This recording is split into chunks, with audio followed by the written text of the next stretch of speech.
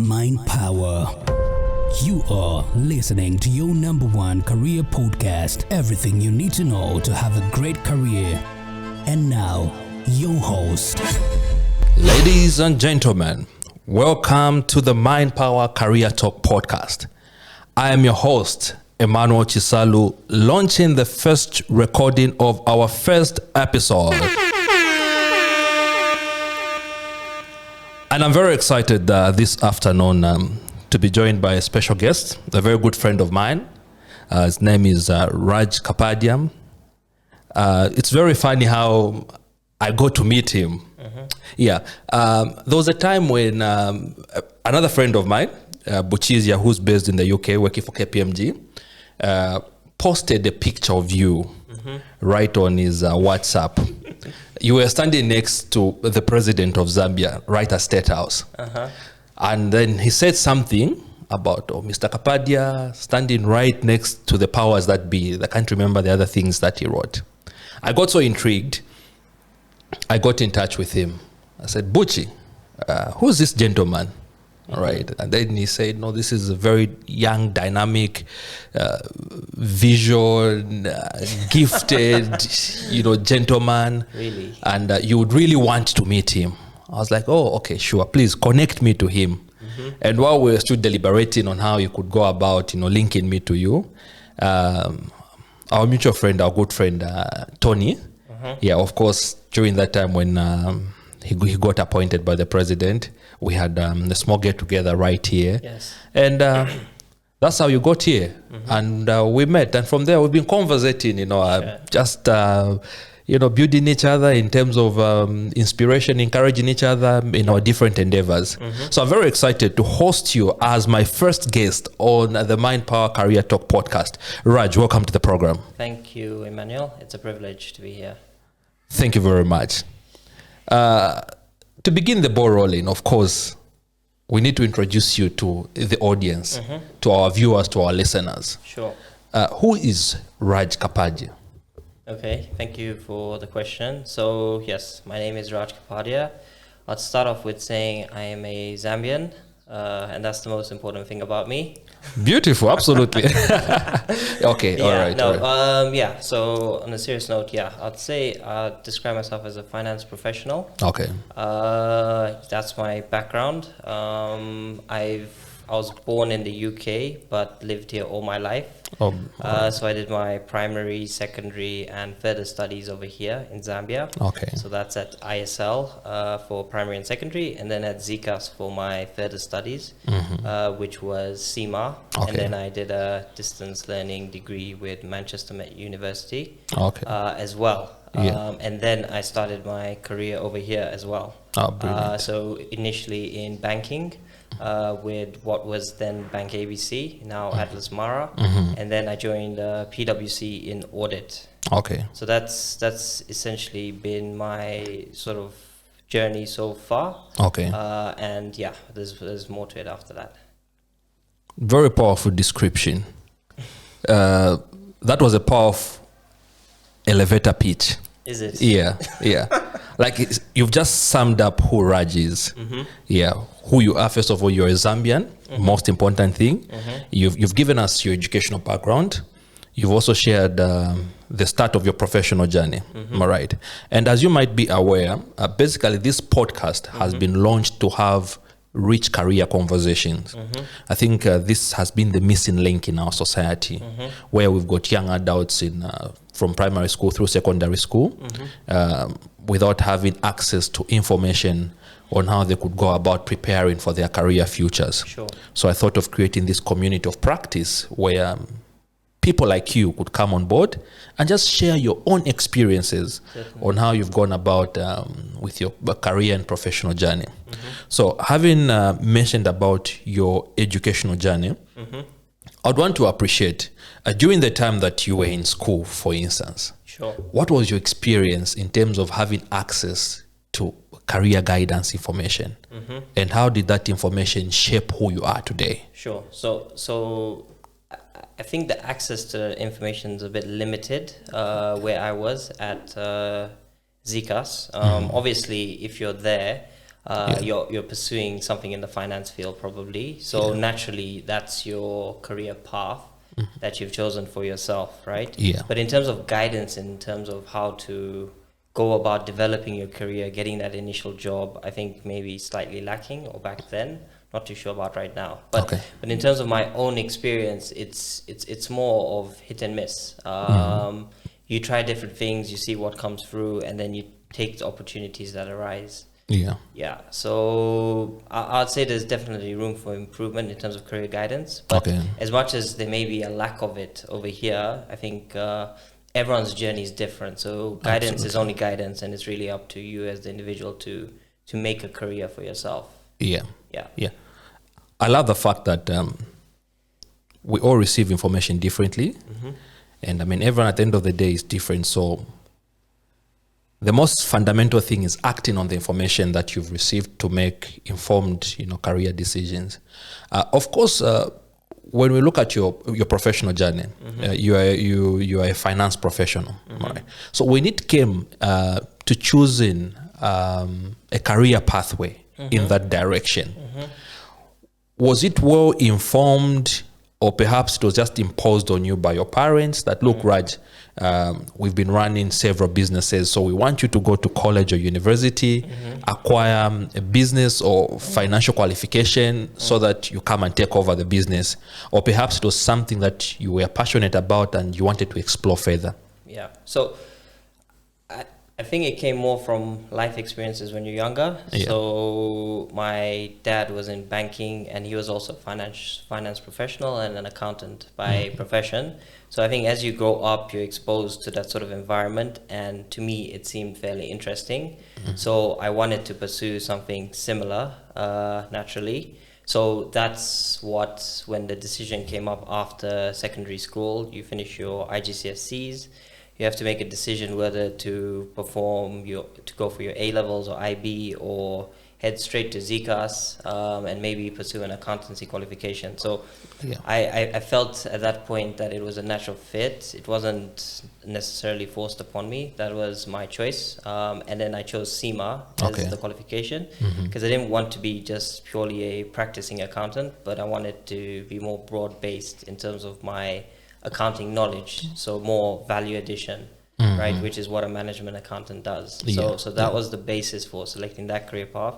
In terms of where it was going to lead thereafter, that wasn't clear. Obviously, I had a liking for banking, so that was a preference. But obviously, as you now finish your qualification and you're looking for work, it's not that straightforward, because everyone wants experience, and you kind of don't have any experience at that point, because as I was studying, I didn't bother to go to do any internships or anything of the sort, which would have given me a bit of a head start, but had to catch up later on. So that's basically what it was. I did what I wanted to do. When it came to the career, it was more of what was available at the point in time and what was possible. And I think that's fair for your initial sort of break into your career. Because if you're overall picky, yes, you should go for what you want, but you need to start somewhere. And it's, basically. Wow. That's a very rich experience. Drawing the fundamentals right within your environment and then sticking to what is available. Of course, you've mentioned drawing some sort of inspiration from your dad, which led you to choosing a career pathway with regards to your current field. But then we have this problem right here in this country. I move around, so every now and then, leveraging on the opportunities that my place of work would offer me, traveling around the country, I'll get to interact with young adults in different schools whenever I have an opportunity. And it's a sad state of affair when you meet these young adults, pupils in secondary schools, ask them this simple question: who do you want to become when you grow up? Of course, I've now changed the phrasing of that question. What problems do you want to solve? so that they get into the perspective of generating solutions within the problems that they identify within their communities or country at large. But it's very saddening to find that majority of these young adults are very blank. Okay. They'll just tell you point blank, like, I'm not sure, I don't know. All right. Then I'll go ahead and ask them a question. Do you have career guidance right at your school? They'll be like, no, we don't have. Do you have access to information about what's being offered around colleges and universities, for instance, right here in Zambia? They'll be blank. And for those that will give you an answer, majority of them is, I want to be a doctor, I want to be a doctor, I want to be a doctor. I mean, it's expected. So in your opinion, and based on your experience, right through secondary school to college or university, do you think that the Zambian educational system has a proper career guidance framework that nurtures talents and prepares young adults for future careers? So I think the underlying issue here is the broadness of opportunities available here, right? So, I mean, someone can say, I want to be a rocket scientist over here. Is there an opportunity to become a rocket scientist over here in Zambia?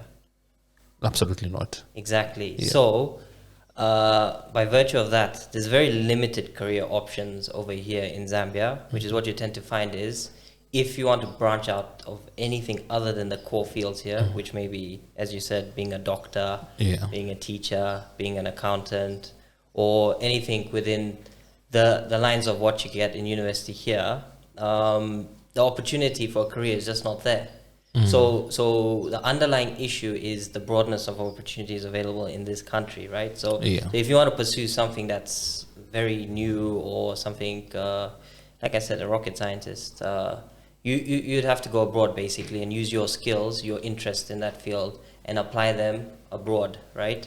So those skills have no use in this country, so you leave and this country loses talent, right? So I think the underlying issue is the lack of opportunities there are for, in terms of the broadness of fields of what you want to do. So that's, I think, it's a countrywide issue which the government needs to deal with. And as students, I think, see that, I can be whatever I really want to be. Like, if I want to be a footballer, that is actually a career that makes sense. Or if I want to play badminton, tennis, or into any of the arts, I want to be a painter, right? Those opportunities currently, okay, I want to be a painter, but really, where are you going to go, right? So it may not be something that's going to put food on the table, right? And the fundamental issue for anyone is food on the table, right? That's the primary thing anyway. Exactly. So when you're picking your career, you're sort of boxed into a very limited range of careers because you think about putting food on the table. Not everyone has the opportunity to sort of pursue what they're really passionate about, and hence when you ask those questions, they may not even know what they're passionate about. But in other economies, more developed economies, people can try different things, right?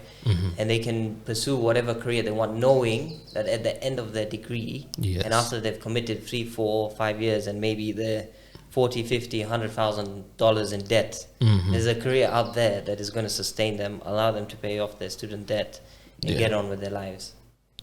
Wow. Ladies and gentlemen, that's Raj Kapadia. He just dropped a bomb. Shall we give him a round of applause?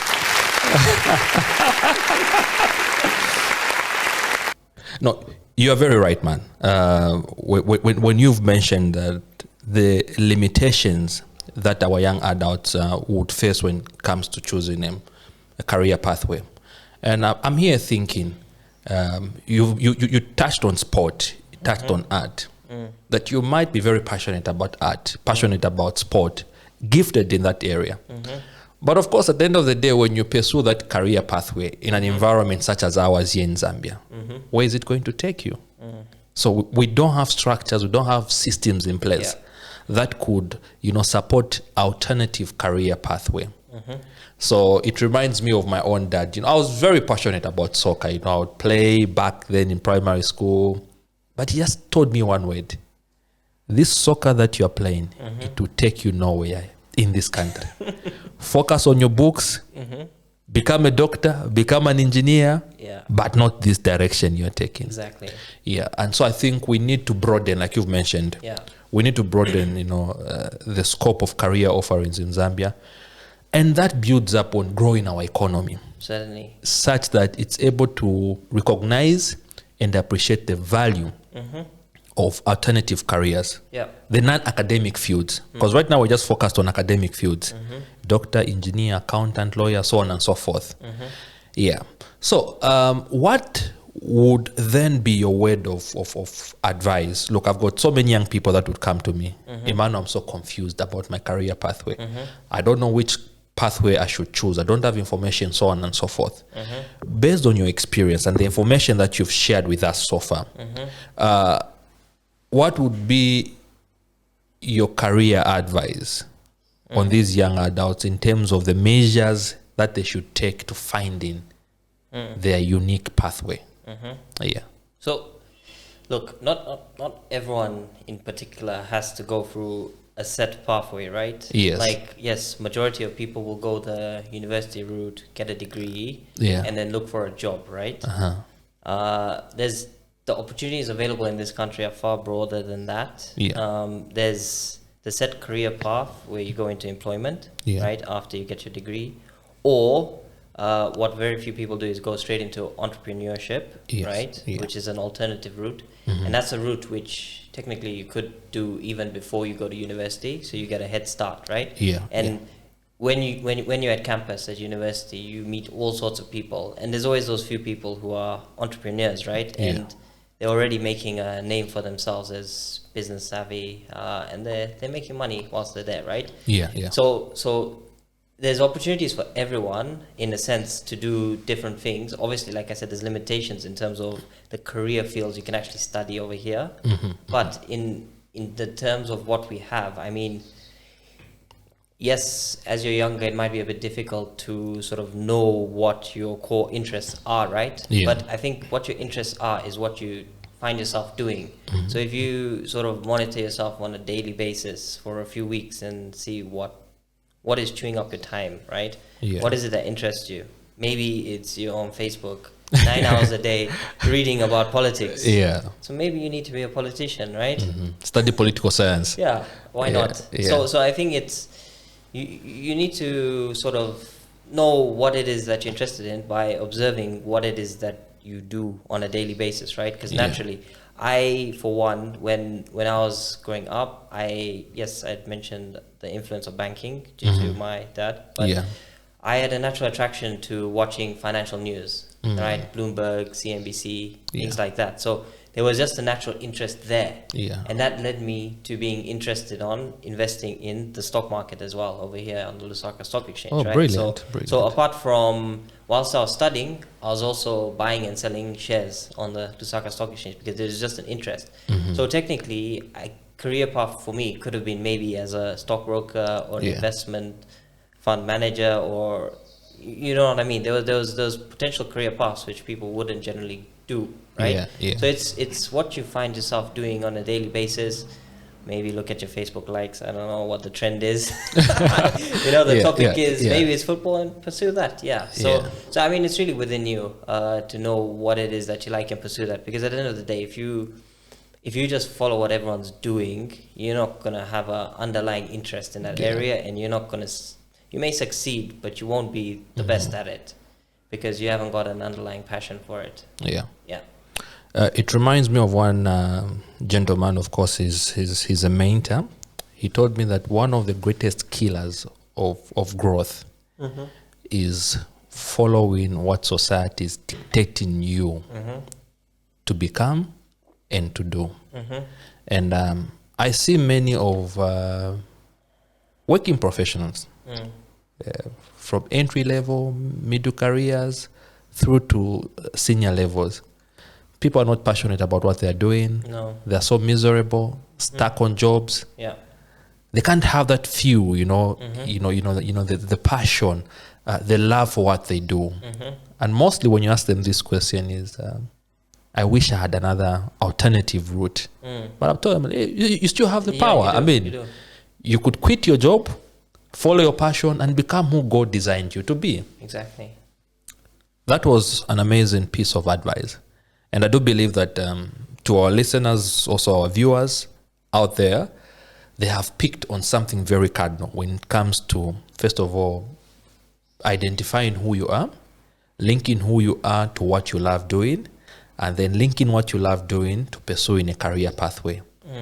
That way, you're guaranteed of success. And I think sometimes you may not know it for yourself, but those around you will notice that you've got interest in certain areas. So maybe ask your friends what they notice about you. Yeah. And many people actually used to tell me the same about this whole setup.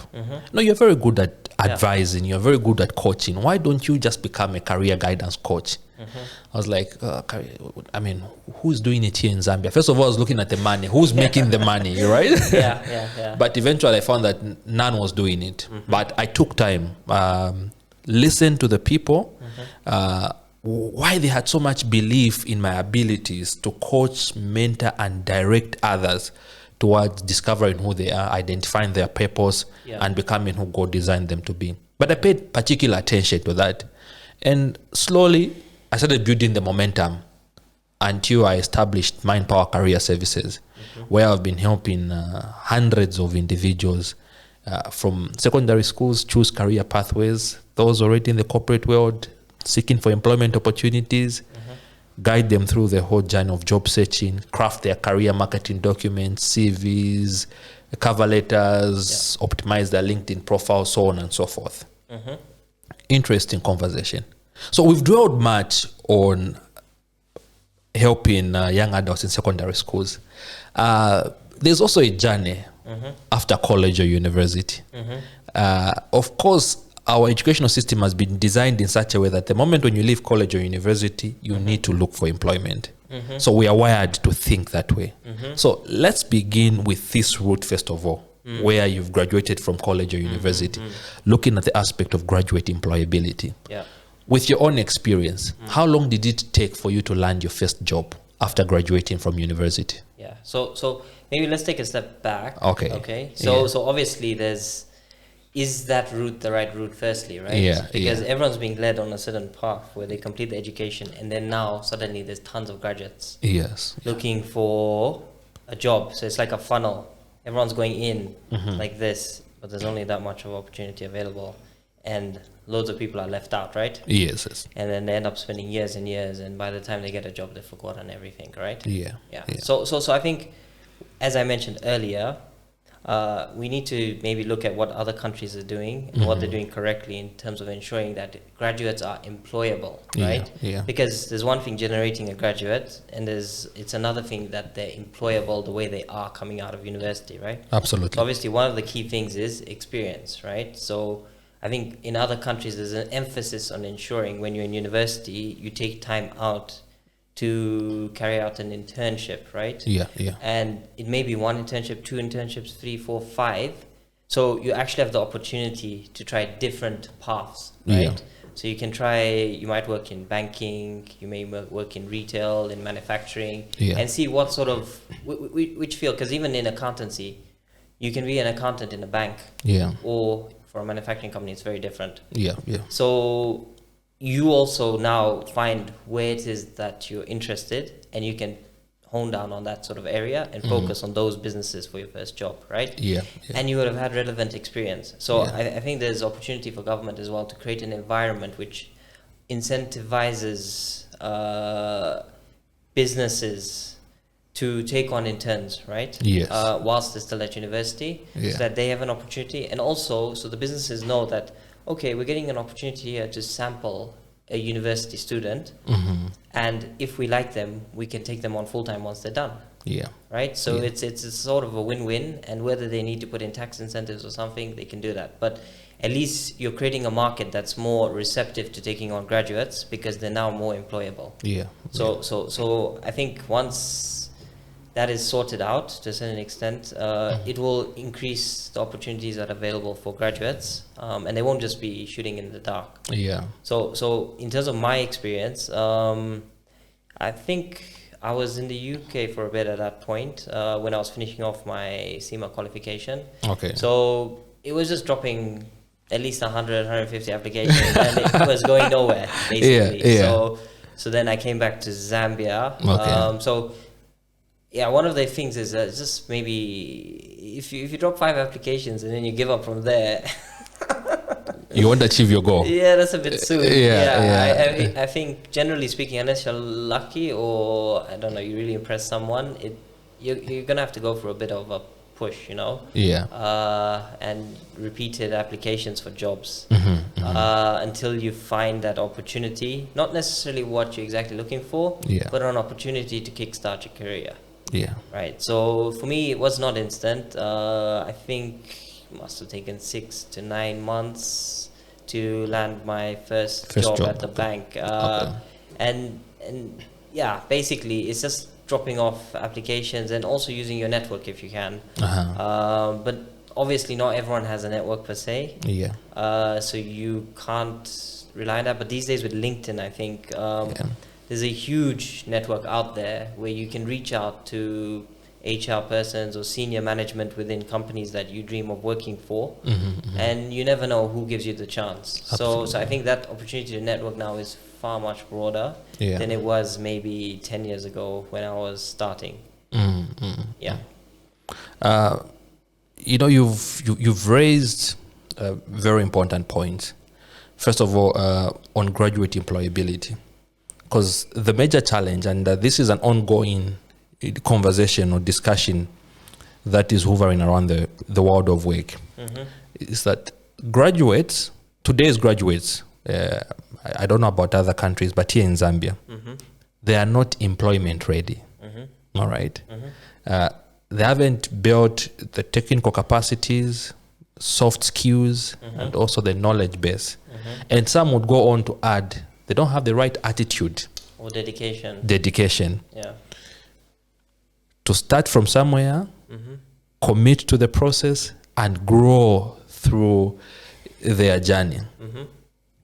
And so, in trying now to resolve this issue of graduate employability, I think you've mentioned one cardinal point where government, the private sector, civil societies, just other relevant key stakeholders have to come together. Of course, with government being the main player of ensuring that they incentivize these institutions such that they've got lucrative offerings if they provide opportunities for graduates for them to build skills, to build experience. This is what is in it for you. All right. And of course, you've touched. I was thinking that perhaps when you left London after you got your qualification SIMA, you had several companies knocking at your door, offering you, jobs. I wish. Yeah. So, Raj, the world of work has become very competitive, all right, such that for you to gain your place, you need to set yourself apart. So how should graduates and young professionals position themselves to earn their place in the corporate world? So I mean, as a graduate, so if you do accountancy, you do ACCA, or you do Zika, you're one of maybe 500 or 1,000 in that batch who graduated. So what's really going to make you different, right? So that's a question you should ask yourself, like, why should someone employ me versus that other person? Yes, you could have been top 10 in the world or top 10 in Zambia, fair enough, but I mean, when it comes down to it, that employers will know that doesn't necessarily make you the best employee, right? Yes. Those writing exams is one thing, but working is another thing. There's a big difference between the two. So it's creating something that's for yourself that makes you valuable, right? So it's adding on extra skills, doing other things outside of your thing. So it shows maybe your potential employer, right? That you've got broader skills than the average person. You've got broader interests, right? And maybe showing them that you actually have a genuine interest in whatever that company you're applying for is, right? So I think it's about showing your potential employer like what makes you unique and making yourself unique by your skill set, broadening that, and what makes you tick, what makes you unique, why you should earn yourself a place right at the high table. Those are very fundamental points. Yeah, and I mean, more especially that today you would have hundreds, if not thousands, of graduates applying for one accounting position. Yes. Yeah. So you're all accountants. I mean, you just graduated. You haven't earned that adequate experience. So how do you set yourself apart? Yeah. And this draws me to the conversation that I usually have with students whenever I visit colleges or universities. The other way to set yourself apart. Okay, don't just show us that you had straight A's, but I would also want to see how diverse you are. Exactly. All right. Undertake different extracurricular activities right on campus, because those activities will build your soft skills in terms of problem solving, time management, communication, adaptability, organization, planning, so on and so forth. Yeah. So I said, this is a message that I have for you. You have different associations right on campus, so many activities. So apart from just being in the library, being in class, find your foot as well. Participate in any of the activities on campus. That way you are showing how diverse you are. Because if I want to employ you as a graduate, I'm not looking at the actual experience on the job, but I'm looking at how trainable you are, how flexible you are. All right. Am I able to, help you unlearn certain concepts, learn new concepts, adapt to our environment, and grow through the process? Yeah. So I think when you're doing an interview, right? Like when I've done interviews in the past, and I'm looking at someone, I mean, everyone has the same CV. And then what distinguishes a person, right? So sometimes it's just to look around you, right? Yeah. You live in Zambia. So obviously being in the finance field, right?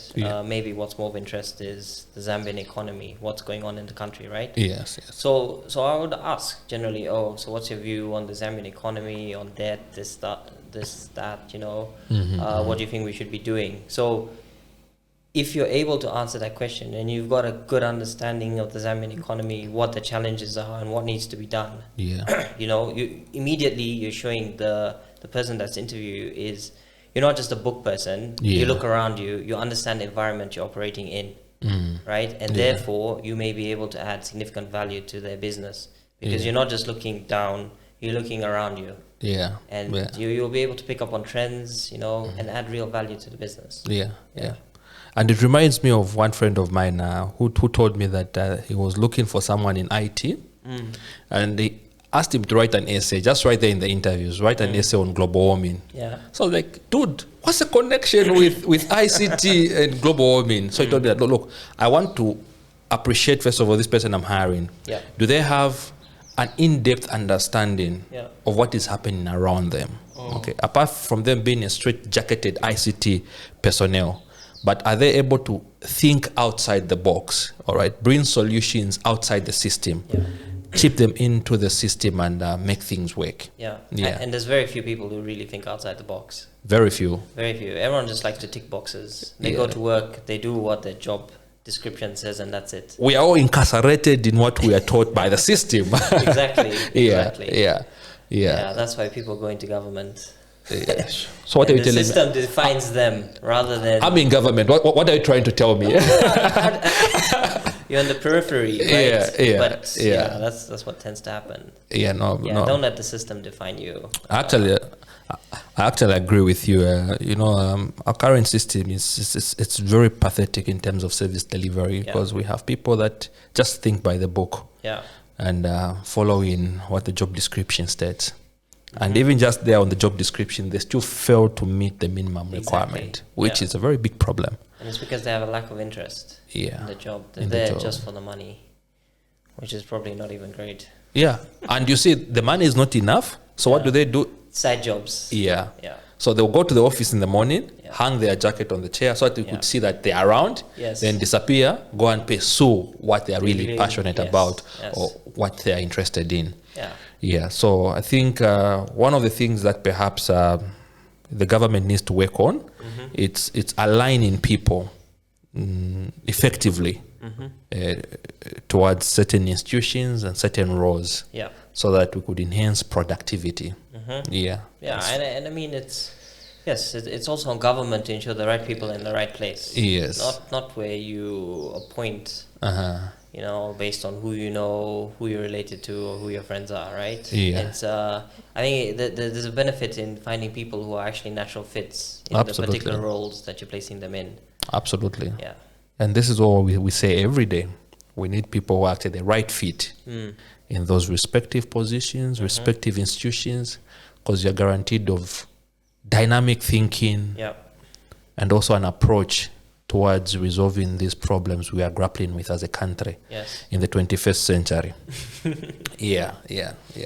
Now, Raj, talking about career growth and progression, I had an opportunity of reviewing your CV. Of course, not reviewing your CV for interviews. Okay. Yeah, here and there, you know. Yeah, you know the story anyway of how your CV landed into my mailbox.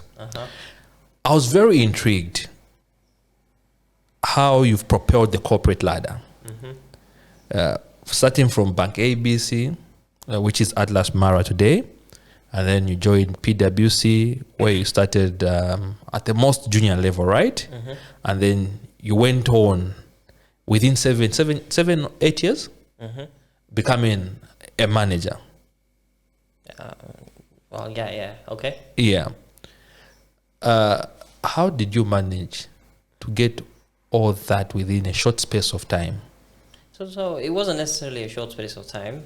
No, 7 years is a short space of time. Anyway, So okay, my first job at the bank, I was in treasury, which was a great opportunity. And then first I was doing sales, and to be honest, I was not strong at that. That's not something I'm very good at. Yeah.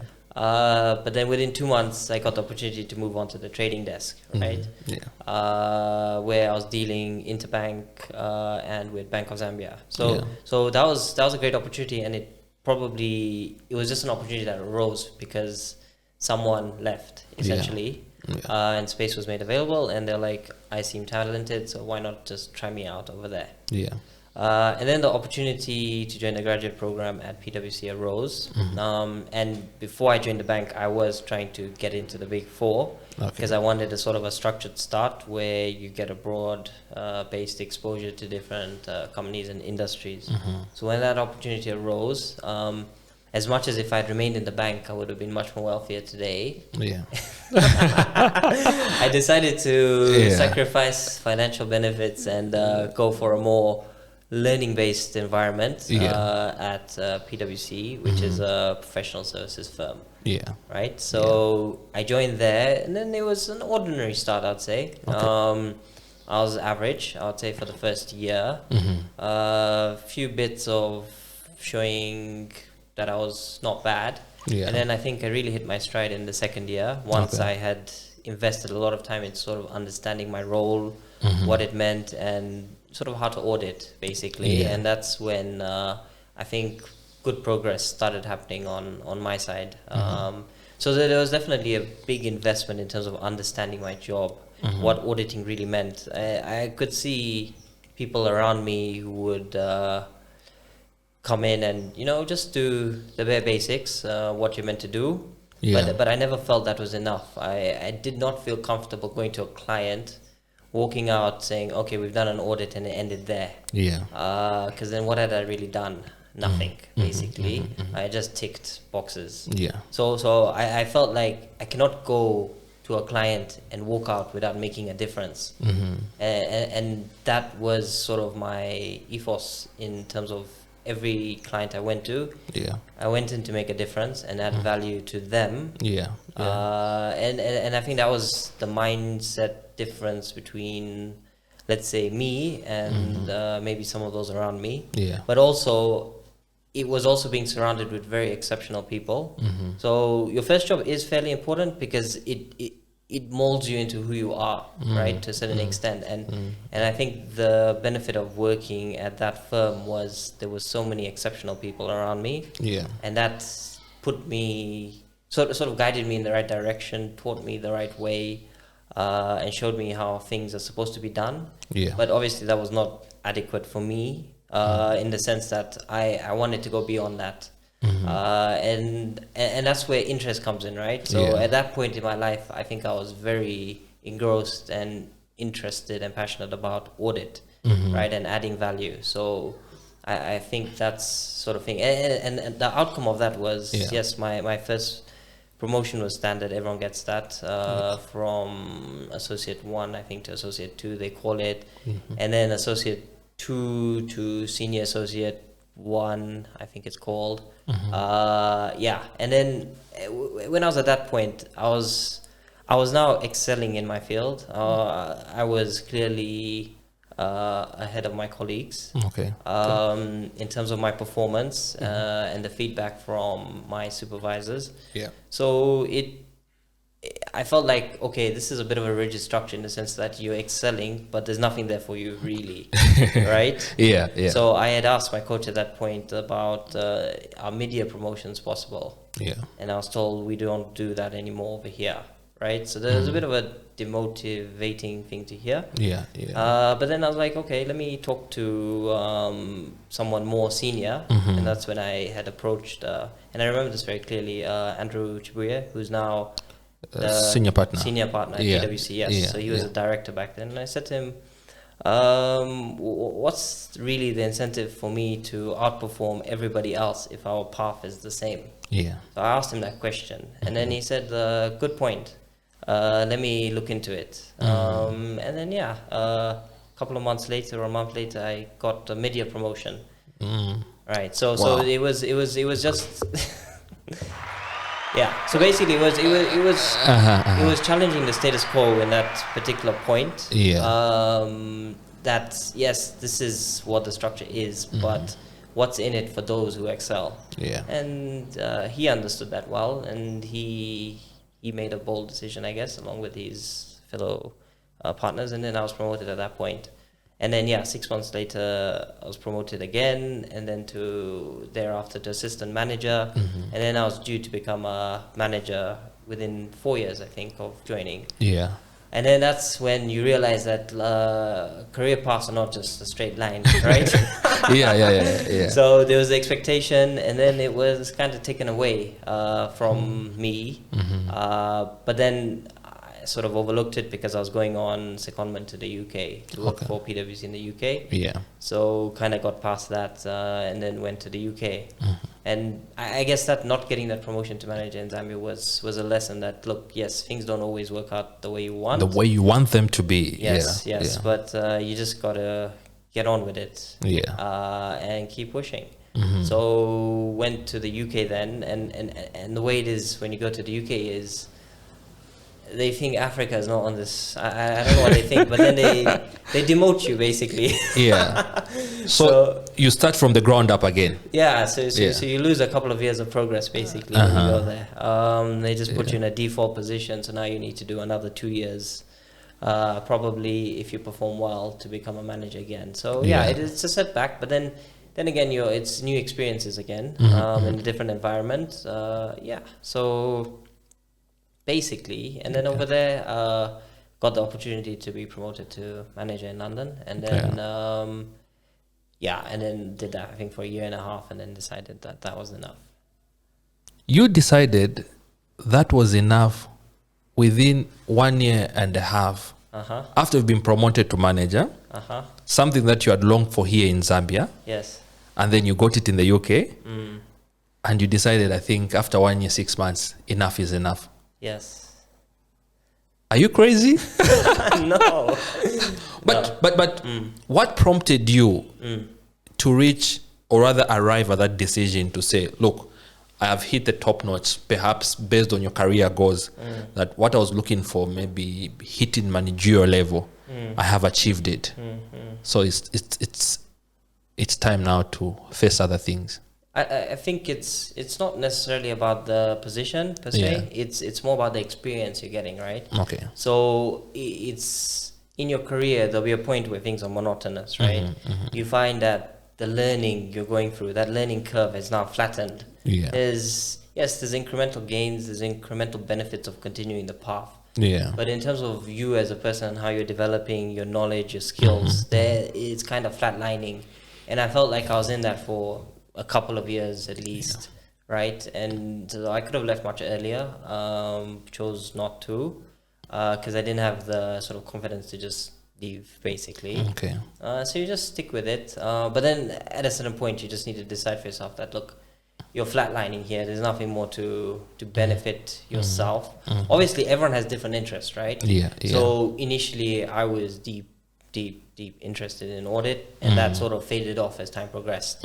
So if your interest is gone, your learning has dropped. I mean, yeah, you can hang out for the next 10 years, get promoted to senior manager, director, partner. But if you're really not in it, chances are you're not going to make it that far. So you're just going to be stuck in a rut for the rest of your career. It's stable, but it's not exciting. Because I'm thinking that within this space of time, like you've described your professional journey and how you've grown and progressed through the big four, of course, PwC as an auditor up to managerial level. Now I'm thinking that perhaps what I'm going to hear is after 1 year, 6 months, I made partner. Yeah, but I agree with you. We have several hundreds of people, if not thousands, actually millions. Yeah, because I was looking at the Fortune 500 Human Resource Research Survey, where majority of working individuals are stuck on jobs that they do not love. They are stuck on jobs with little to no career growth and progression. But then they don't have the confidence to say enough is enough. Let me redirect my career path, rediscover myself, and pursue something that will give me an opportunity to learn, grow, and at the same time contribute towards providing solutions that would solve problems that, for instance, maybe our industry, sector, or country is facing. And finding you, Raj, who was very bored to let go of a managerial position right in the UK, because I mean, everyone here in the country, they are looking for opportunities abroad, and then you decided to let go of an opportunity abroad, Europe for that matter, London, right? Yes. And then come back to Zambia when people are actually looking for opportunities to run away from this country. What measures or steps, I don't know how I can put it, but how did you begin building momentum to redirect in your career path? So I think whilst I was at PwC in the UK, Yes. like you're saying, people put their jackets on the chair and just disappear. They're following their passions, but not full time, right? Yes. So similar to that, yes, I was working there, but just started a small business on the side, and sort of thought that, look, and it's something anyone else can do, right? Yes. Because you're in your job, you don't enjoy it. There's something you really do enjoy doing, and you're actually doing it, but maybe only committing 5 hours a week to it. Yeah. But if you had committed all that time you're putting into your job, into what you're really interested in, and that passion that you have that you do for 5 hours a week, well, the benefits you would get personally, professionally, and financially are so significant that you wouldn't need to really bother with this job that you're doing that you don't enjoy, right? And there's so many people, maybe they're very passionate about farming. They're doing that part-time. But then if they committed full-time to that, right, there would be huge benefit for them. And they'd be their own boss, basically. They would own their own time rather than being dictated to when to come to work, when to leave, when to have lunch, and what work to do and how to do it, and why you're doing it and everything else. But you see, the problem that I have, and perhaps I'm one of the culprits anyway, the question, and this is a multi-billion-dollar question that one would ask themselves. Of course, they're doing small, pursuing agricultural pursuits, activities, so on and so forth. So like you've rightly put, if you committed, say if in a week you're putting 5 hours and you're able to get some substantial returns, what if you committed 8 hours of your day to that one thing you're passionate about? But the question is, what if it doesn't work? So that's what now covers, our confidence levels, all right? But what if your career doesn't work? Like, look, we are so much, beaten to the core that job security is the core. So if I have a job, more especially as a civil servant, I know that it would be very difficult for me to be fired, even if I show up 3 days in a week for work, because I know that I need to miss 10 days consecutively for me to be fired. So I'll miss 5 days, go another 5 days just like that. But all I'm trying to say is we've been, incarcerated with a notion to say you need job security for you to survive. But there's nothing wrong with that at the end of the day. It's really up to each person what they want to do and what they want to achieve, right? So if you're comfortable just not doing much in life, right? Then you're comfortable with that. There's not much to it, right? But don't we need if you really want to like progress in life or something, then you need to be more bold about it. Yeah, but don't you think we need to push each other? Because you cannot say that. So okay, for example, the way I did it was I had been saying for years that I was going to leave PwC, but then I could never do it. And that was because I was telling myself and one or two other people. But then this occasion, what I did was I just told everybody that within X months, so I mean 6 months, whatever, I will leave. So now I was putting my reputation publicly and amongst all my peers and friends on the line that, look, he said this. So if 6 months comes and I'm still there, then I would have lied. So it depends what works for you, in the sense that, like, if you really do want to do something and you're struggling to convince yourself to make that decision, I think put your reputation on the line, and it might help you just actually do it. But I think the point when you do it, I think there's huge benefits in the sense that you will really excel because you're passionate about what you're doing. Brilliant. So now, life after PwC. Did you pursue another job, or maybe you're just pursuing your personal endeavors? Yeah, so audit is tough, I would say. It's long hours. So I wanted to just sort of give myself a year off to try out a side business I had started whilst I was working, and maybe potentially make it full time. So you see, when you leave your career, it doesn't mean you can never go back. You understand? Because you've built up experience, relevant experience, and a reputation, which means that, okay, you take a year off to try other things. It doesn't necessarily mean your professional career as an employee is over, right? So you can take a year off, fully commit to doing that side hustle that you're doing and you're really passionate about. And it doesn't mean you can't get back in. Yes, the job market may be saturated, but then at an experience level, there's not everyone who has your experience, and particularly if you've excelled at your job in the past, those opportunities will always be there for you. So it was one of those things where I was like, okay, let me take some time off, maybe pursue my side interest full-time-ish. Not full-time, but more time on it. And see how it goes. And if it doesn't go well, then I can jump back into something that I'm not interested in. Which is a bit of incentive to do well in. Which is a bit of an incentive to do well in whatever that side hustle is. All right. And so far, how has the break gone? Have you relaxed? Have you rested? Are you considering going back into the corporate world, or you are gaining traction of what you're pursuing currently? I think there's a difference between doing things half-heartedly and wholeheartedly, right? Obviously, when it's your side hustle, you're not fully committed to it, so even the value you're deriving from it won't be the best. But when you commit a lot more of your energy to it, then success grows leap bounds. So I think it's gone well, and it's not just that. I think it's the fact that you own your time means now you can expose yourself more to the world, to the environment around you.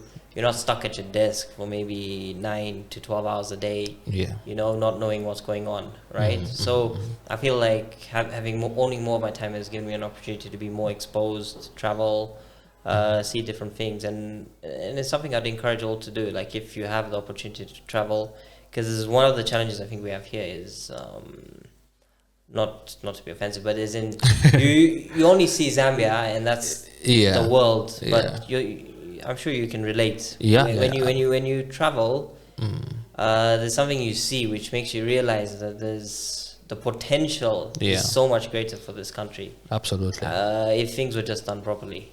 Yeah. Right. Yeah. And not just at government level. I'm talking about personally and at business level. You pick up ideas, different ways of doing things that you can introduce here, and it's good. So took an opportunity to do that. I'll see how things go going forward. And talking about travel, I think for me, much of my understanding, intelligence, thinking, and also just adaptability to diverse cultural backgrounds has been facilitated through traveling. Yes. And whenever I'm out of Zambia, the first question that I ask myself is, even just when I go to South Africa, exactly, where did we go wrong as a country? I mean, you don't even need to go to South Africa. Yeah. I mean, you could just go to Harare, which is it's a failed economy, failed country, but you can look at it and say, oh, is it... I mean, it's better in a sense, infrastructure and stuff. So there's something that's gone right there. You go to Tanzania. I mean, you don't need to go very far to find places where things have been done slightly differently, and the success and potential has been unlocked so much greater than here. So could we attribute it to different governments that we've put in place failing to lead us to the promised land, or collectively as individuals we have a critical role to play to ensure that Zambia steps into the promised land? I think it's for everyone, right? So what's the biggest problem we have right now? One of the biggest is corruption, right? Yeah. But everyone's just blaming government officials. But there's always two legs to a transaction, right? Yeah, yeah. So why would we just blame one? What about the other side?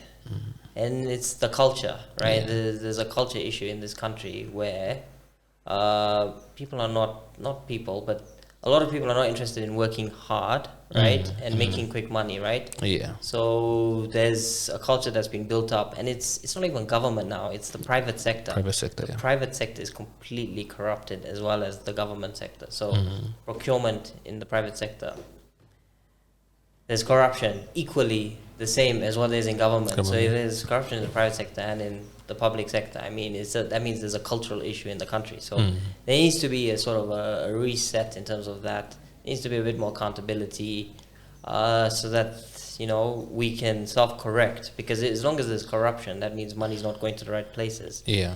And that means we're compromising the education sector, which is critical to ensuring that, yes, you won't see the benefits in 5 years, but maybe 10, 15, 20 years down the line, once the education sector is sorted, we will have such a huge talent pool that we can go out and market this country and say, yes, we've got X amount of accountants, we've got X amount of these guys with these qualifications, so you can actually set up your company here. What's the biggest problem foreign investors face? One of the problems is, okay, fine, we're coming into Zambia, but the skill set is not there, so that's why I'm going to bring in expatriates. You get it? But if we can build a, you know, localized talent pool that we can sell to the international community, then they will come. And obviously our cost of labor is going to be significantly lower. Yeah. So does it mean that now we need to revamp or restructure our entire educational system? Because I do believe that these problems that you've mentioned, of course, cultural damage is not something that you can build overnight. All right. And for me, my emphasis, I usually, press on different leaders, even just individuals, on investing on early childhood education. And not just early childhood, but do people really understand what ethics is in this country? Right? Honesty, integrity. Yeah. So when you're going to be employed in the government, is that really a criteria they use to employ you? Nope. It's probably the last thing they think about. Yeah. But it should be the first thing. Right? Yeah. Because you bring in a highly qualified person, but he's got no honesty and integrity. Yeah. And he's going to be a very highly intelligent thief. Yeah. Right? But if you at least get maybe an average person who's honest, I mean, you will save more probably. Yeah. So, or if it's just an uneducated, unhonest person, then it's even worse. But yeah, so as people are growing up, great emphasis on honesty and integrity, and building that into our culture would be very helpful. Yeah. Because right now it just seems like everything's okay. It's okay. It's okay. It's to normal. bribe. Like it's almost normal. Yeah, It's just it's accepted, and then no one. Yes, the public are frustrated about it, but plenty are partaking. We still have a lot of work to do.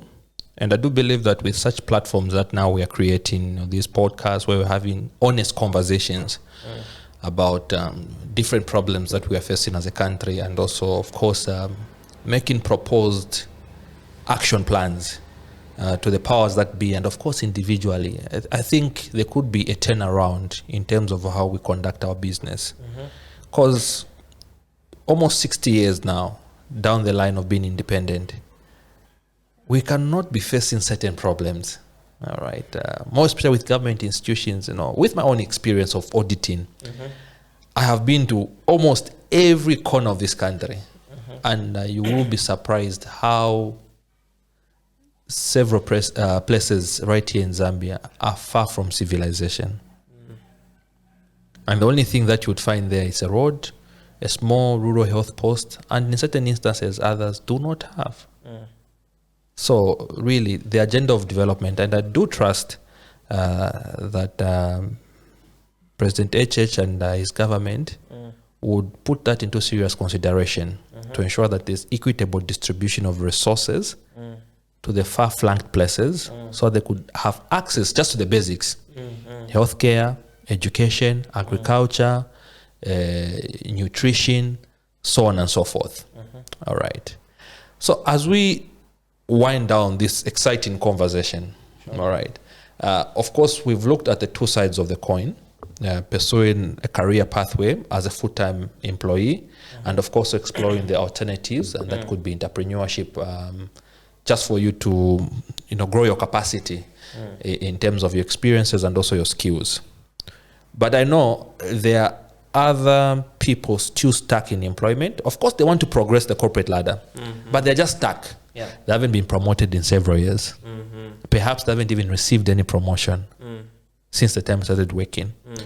So based on your experience and how you propelled the corporate ladder, what message do you have for them if they were to grow through their career and be promoted or receive incentives for their hard work?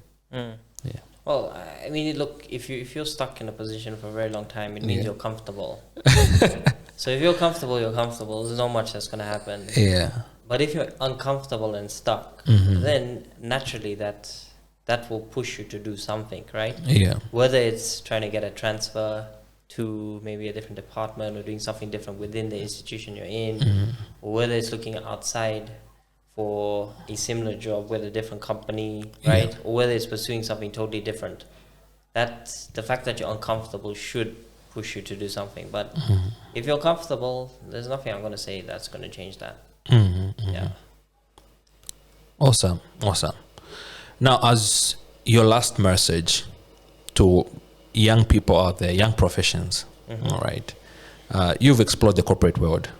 So how can we remain competitive and relevant in today's competitive job market, which has been disrupted with technology? I mean, there's your core degree that you've done, or qualification, or whatever education background you have, right? But that's only relevant up to a certain point, and probably even depending on your career, when you get into employment, you find that you use very little of that. Yeah. So it's the on-the-job learning that you get, right, which makes you relevant, number one, and continually adding your skills, I think, to make sure you're up to date in terms of what's going around you, and what the latest skills that are required are. So obviously we're going into a much more technology-enabled environment. Yeah.